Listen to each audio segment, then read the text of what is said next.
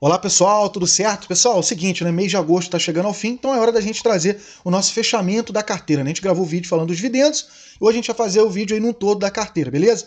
Esse é o mês, galera, que a gente completou 42 meses seguidos investindo regularmente. Ali, faça chuva ou faça sol, a gente está aqui fazendo os nossos aportes. Tem mês que é muito, assim, tem mês que é um pouco mais, tem mês que é um pouco menos, mas a gente tenta bater uma média ali de R$ 500 de aporte, tá muito bom. E nem sempre foi assim. Lá atrás era 200, 250, depois a gente foi conseguindo um pouco mais. Tá? Mas tem mês que eu não consigo os 500, como foi esse mês. Né? Esse mês agora de agosto, eu tive bons motivos, né, para não conseguir fazer o aporte todo. Eu fiz o aporte no final ali de R$ 300, tá bom? Na verdade, eu até contei no vídeo anterior, eu fiz uma pequena reforminha aqui em casa. Na verdade, eu tinha uma varanda e fiz um quarto para mim. Então, algumas melhorias que a gente vem fazendo nesse processo aqui na minha casa. E aí eu não consegui. Eu achei até que não ia fazer o aporte, foquei na segurança de fazer a minha obra aqui, mas acabou que ainda sobrou uma graninha e eu fiz ali uns 300 de aporte, tá bom? Então é isso, galera. Vamos lá, vamos ver como tá a nossa carteira, vamos dar uma olhadinha nela aqui. Primeiro a gente vai dar uma olhada. Hoje a gente vai deixar na branca, tá? Nesse mês de agosto, o patrimônio de 55.774 e um valor investido de 51.700. A gente lembra que o mês passado eu fechei com 53.800, né, a oscilação da carteira, né? Enfim, e mesmo com a aporte de 300, a gente reinvestiu nos dividendos e a gente passou de 55 mil, quase ali batendo 55.800. Então, assim, até uma marca muito importante para mim, que é chegar aos 55 mil que eu estava batendo ali, tentando chegar, e enfim, com a oscilação e tal, e não estava demorando um pouco mais, então a gente conseguiu passar aí dos 55 mil, né? Que é um valor que, honestamente, se alguém me falasse há 3, 4 anos atrás que eu teria, Diego, você vai chegar em 2025, 55 mil investido. Cara, eu não ia acreditar, eu ia rir. Porque era algo assim muito inimaginável para mim, porque eu passei a minha vida inteira nunca conseguindo juntar dinheiro, nunca conseguindo guardar dinheiro, e depois que a gente consegue realmente desenvolver isso, estudando, lendo bastante, educação financeira, adotando hábitos também minimalistas, o dinheiro começa a sobrar, trabalhando mais, enfim. E eu tô feliz com esse processo, cara, bacana mesmo. E em 2026, cara, eu vou focar muito em fazer aportes maiores, entendeu? Tinha muita coisa aqui na minha casa que eu queria fazer, de melhorias aqui, então esses últimos 2 anos eu também pude fazer. Acredito que ano que vem eu vou estar um pouco mais tranquilo para focar mais nos aportes. Então, basicamente é isso, galera. Vamos lá.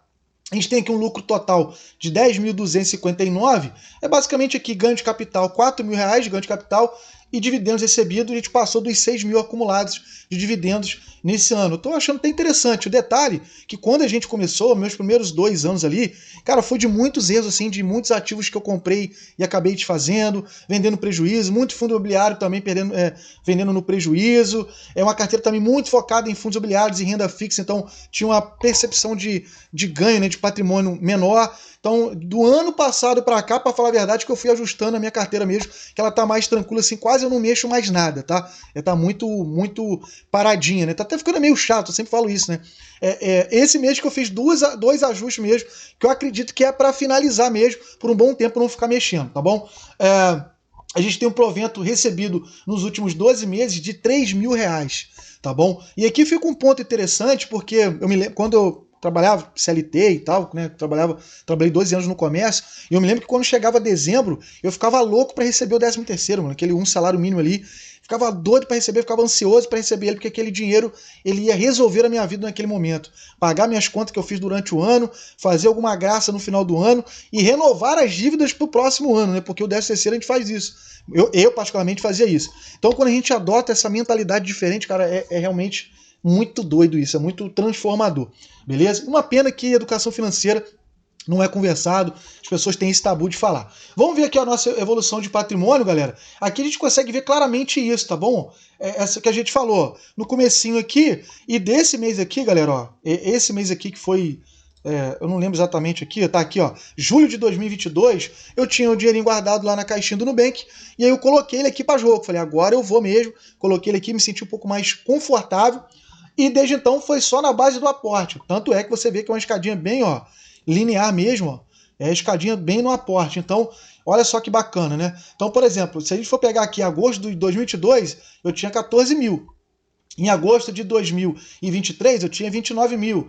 Em agosto de 2024, eu tinha 44.000.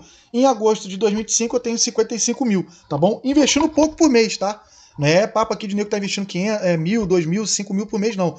É 400, 500, 600, nessa faixa aí, para provar para você, cara, que é possível. Quer dizer, falar, Diego, para mim não dá, eu não consigo, é pouquinho por mês, vou esperar juntar um pouco mais para começar. Se você ficar esperando, mano, tu não vai começar, brother. Então comece com o que você tem. Se você pode 100, comece com 100. Se você pode 150, comece com 150. Vai organizando suas finanças, vai equilibrando, parando de fazer dívida à toa, vai montando sua reserva de emergência. Esse é o conselho que eu daria para mim, pro meu eu lá atrás, tá bom? Dá uma olhadinha agora na nossa carteira, como que ela tá neste momento. A gente vê que ela tem aqui, um formatinho que eu tenho mesmo, tá, galera? Ó, ela tá aqui, ó, em ações ela tem 25%, ela tem aqui Tesouro Direto também quase 25%, fundos imobiliários, aqui é fundos imobiliários, tá? Aqui é fundos imobiliários, aqui a renda fixa é um Tesouro Direto, que é o nosso colchão da volatilidade, 25% aqui também. Eu tenho o ETF quase 7%, e também eu tenho aqui o Tesouro Direto, o criptomoedas, 3%, tá bom? Nosso objetivo, a gente vai mostrar já já como é que tá o rebalanceamento dela aqui, ó. Vamos ver aqui agora, num todo, a nossa carteira, ações, FIIs, criptomoedas, ETFs e Tesouro Direto. Nosso objetivo na carteira do Tesouro Direto tá nos 25%, que é a nossa meta mesmo. O ETF, nosso objetivo nesse primeiro momento, nossa primeira etapa, é chegar aos 10%, então está muito próximo. A gente vem comprando ETF nos últimos meses, a gente focou muito em ETF, em aumentar, tá bom? Os nossos ETFs atuais, tá? Já vou mostrando para vocês, tá bom? Eu tenho aqui o IVVB11, tá bom? Né? Que replica ali SP500 e o SPXB11, que também replica a SP500. Pô, Diego, mas você tem os dois, da hora a internet cai a conexão da imagem. Difícil, cara, difícil. Então vamos lá, ó. O IVVB11 e o SPXB11, até me perdi aqui, ele tem a mesma função para mim mesmo. Tá, Diego, mas por que você tem os dois? É porque é o seguinte, cara, olha o preço que tá o IVVB11, está 393. Então, eu não estou conseguindo nesses últimos meses comprar a cota dele. Vai ter mês que eu vou poder comprar, mas tem mês que não. E aí, o que eu fiz? Falei, vou comprar o SPXB11, que é dali da BTG Pactual, que tem uma cota de R$15. Então, é até interessante para você também, que às vezes quer se expor ali num ETF internacional, né? No IVVB11, que acompanha, por exemplo, a SP500. O SPXB11 é uma das opções que se tem. Eu optei por ela, tá bom? Que é da BTG, e ela tem uma cota ali de R$15. Então o que eu fiz? Eu coloquei o que ele precisava comprar para rebalancear a carteira, acabei comprando ela, que é basicamente a mesma coisa, tá bom? Esse foi a minha ideia, tá bom? Vamos agora para a nossa carteira de criptomoedas, que a gente tem aqui o nosso Bitcoin e Ethereum que vem subindo muito nesses últimos meses, chegou até a passar a posição do Bitcoin, tá? E olha que de aporte eu fiz bem menos de Ethereum. Ethereum chegou a passar aqui, ó, no nosso saldo, e agora ele deu uma caidinha aqui, mas tá Bitcoin e Ethereum com variação positiva aqui de 67%, 71%.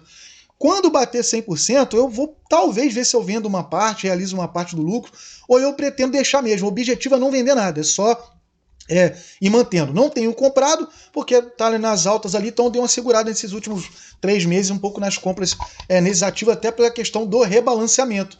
A gente sempre eu deixo sempre para acompanhar. Então ele está dentro da nossa meta da carteira ali mesmo. Então estou dando uma segurada recentemente em criptomoedas, tá bom? Então aqui é Bitcoin e Ethereum, é o que eu tenho na carteira. Tá? O USDT aqui, que é a stablecoin do dólar, tem só 5 centavos. Vamos por fundos imobiliários. Como está a nossa carteira? Entrou um fundo imobiliário novo essa semana, aliás, entrou ontem, né, no último pregão do mês, e eu vou explicar o porquê. Acredito que minha carteira de FIIs está montadinha no que eu estou planejando, pelo menos nesse período aí, tá bom? Eu queria colocar mesmo um fundo nessa ideia, e aí eu coloquei, tá bom? Então, fundos imobiliários, eu tenho aqui o patrimônio de 21.671, eu tenho uma meta de carteira de 35%, mas até 40% vai, tá bom? Então, atualmente, eu estou com 39% da carteira. E vamos ver quais são esses FIIs, né? A maioria deles está negativo, tá, galera? Eu tenho aqui o KNRI, o HGLG11, BTLG11, XPML11, que são os que estão maiores posições, estão negativos, KNCR11, MXF11, VISC e o ALZR11, que ele entrou na carteira ontem. Eu vou explicar qual foi os motivos que eu coloquei o ALZR11, tá? E eu não vou falar aqui da parte que eu analisei nesse contexto, vou deixar para um vídeo para falar especificamente dele, tá bom? E eu gosto mais de acompanhar os ativos que eu tenho na carteira, tá bom? Então eu acompanho um pouco mais de perto. Então qual foi a minha ideia aqui? Eu tenho, por exemplo, o HGLG e o BTLG, que são de galpões, né? Tijolo, galpões. Aí eu tenho o XPML11 e o VISC11, que são de shopping. Preste atenção. E eu tenho aqui o KNCR11 e o MXF11, que são de papel, tá bom? Uma carteira num todo que eu penso aqui. E aí eu tenho o KNRI, que ele ele é híbrido, tá? Então ele foca ali em lajes corporativas e galpões logísticos, mas ele tem ali ele é híbrido, que eu gosto, e ele tem ali lajes corporativas, então eu tenho exposição em lajes corporativas. E aí eu tinha uma vontade de ter um fundo imobiliário também híbrido, mas que focasse também em renda urbana, que tivesse renda urbana. Então eu pensei, falei, pô, um FII só de renda urbana, ou um FII que tem ali uma renda urbana no portfólio. E entre estudo aqui e estudo ali, eu decidi ter o ALS R11, que ele tem uma exposição bem interessante, bem diversificada.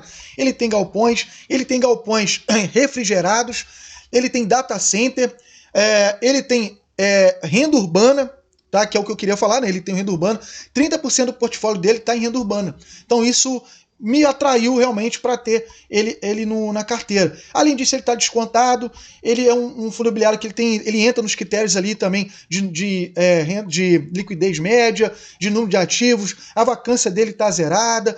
Ele é um FII, cara, que eu sempre, quando eu olhava ele estava sempre acima do PVP.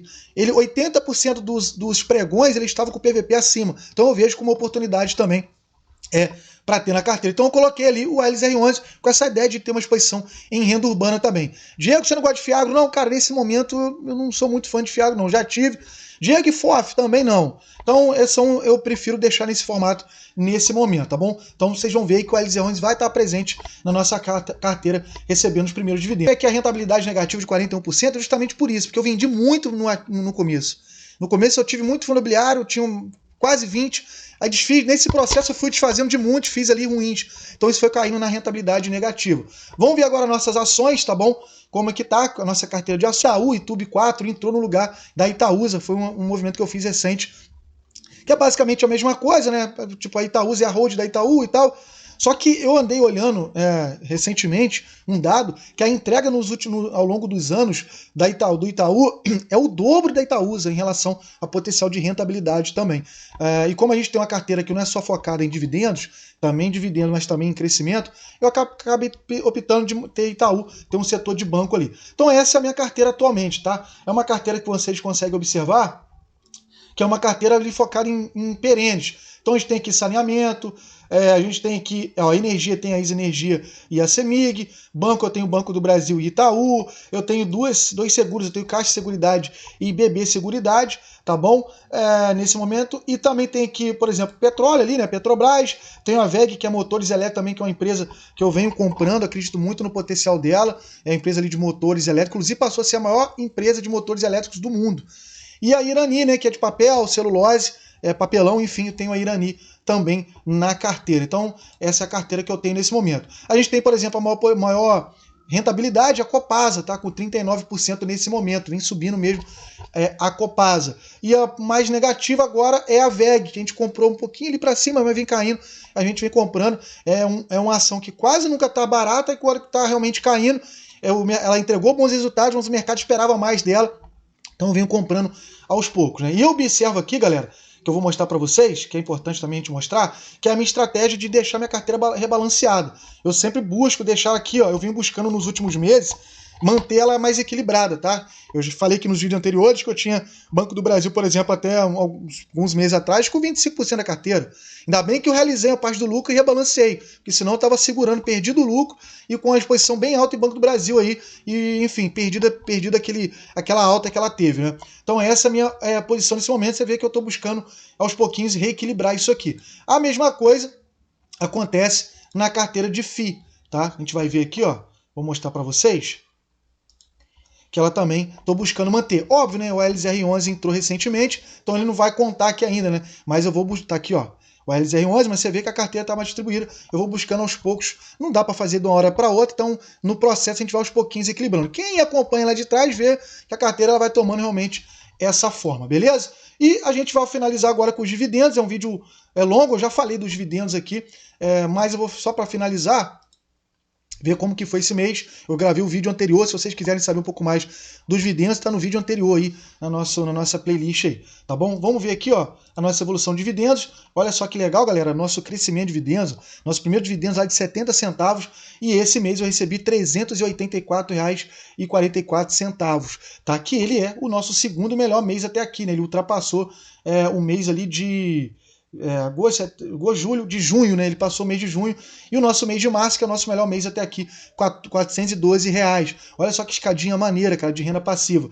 E só para ter uma reflexão, R$ 384 de dividendos eu consigo pagar minha conta de luz, minha conta d'água, minha internet, cara, e ainda sobra aí, ainda sobra mais uns, sei lá, uns 200 conto, ou mais, tá? De dividendos. Então, assim, com 384 aí, cara, é possível até achar uma kitnet de aluguel aqui na minha região.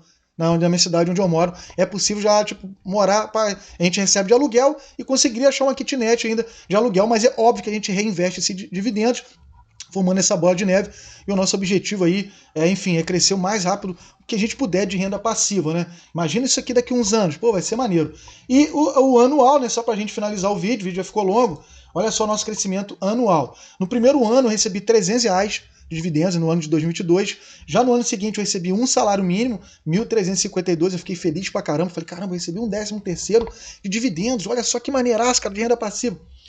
Já no ano seguinte eu recebi 2.428, fiquei feliz pra caramba também. E esse mês eu já recebi 2.137. Ou seja, a gente está muito perto de já despassar do ano passado, sendo que a gente tem 4 meses pela frente ainda. Beleza? Eu tô começando até a sonhar com os 3.000. Será que dá para bater 3.000? Dezembro é um mês geralmente muito bom de dividendos, em muitas ações pagam dividendos ali. Quem sabe, né? Vamos ver. Quem sabe aí. A nossa meta é bater 2.700, então a gente está muito perto de bater a nossa meta, beleza? Então é isso, galera. 42 meses investindo. Tô mostrando para vocês aqui na prática que é possível sim você começar com pouco, que é possível sim você começar a sua jornada desde que você tenha consistência. O mais importante é a consistência dos aportes. A gente vai errar muito, vai cometer muitos erros, mas errando que se aprende, é caindo que se levanta, e eu não me arrependo de nada até aqui, beleza? Gostou do vídeo? Ficou até o final? Tamo junto, se inscreve no nosso canal, porque esse vídeo deu trabalho para gravar, hein? Tamo junto e até o próximo vídeo. Valeu!